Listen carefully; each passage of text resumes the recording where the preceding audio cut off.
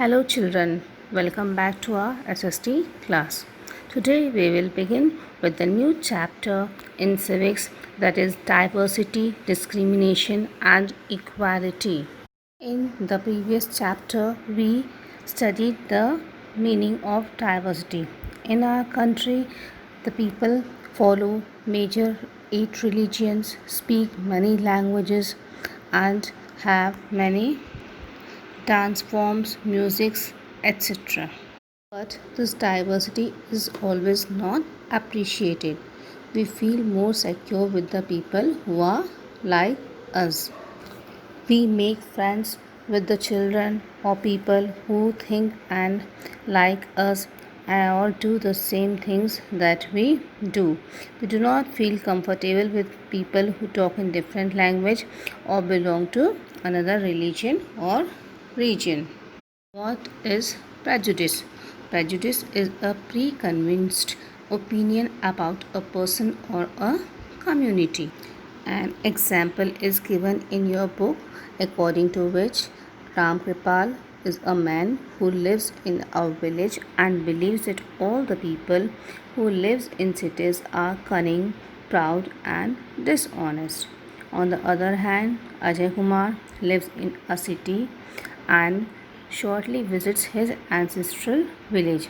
He feels that all the villagers are very simple, superstitious, and have conservative outlook. Both are prejudiced. Prejudiced means to have a negative opinion about a person or a thing without knowing much about him.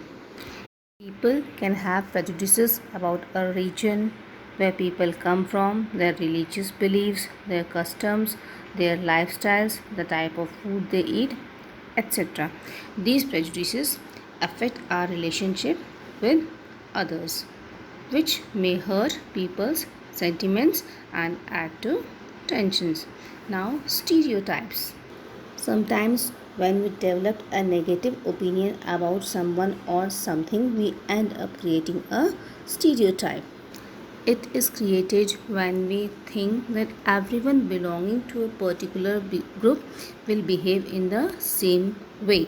As we saw in the example that all the people living in the city are lazy or cunning, it's a stereotype. It's not a truth.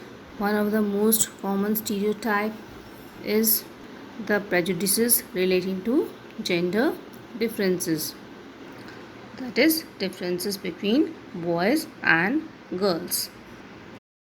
In our homes also we can notice the differences between the boys and girls. For example, we say that boys don't cry, they are thought to be strong. When any guest arrives at our home, we commonly see that the boys are sent to market to bring some things and the girls help the mother in the kitchen. These are the stereotypes among boys and girls. We think that girls are weak and boys are strong. There are many things which the boys can do and the girls can not do. Both are told to behave and undertake the responsibilities in a certain manner right from childhood. But these stereotypes or differences are created by our own selves, and it's not true. It's not always necessary that a girl cannot be brave and a boy is always strong. Example, a boy can be a better cook or a girl can also earn for her family.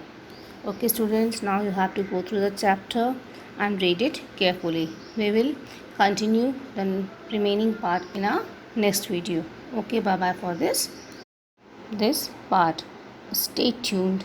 Bye bye.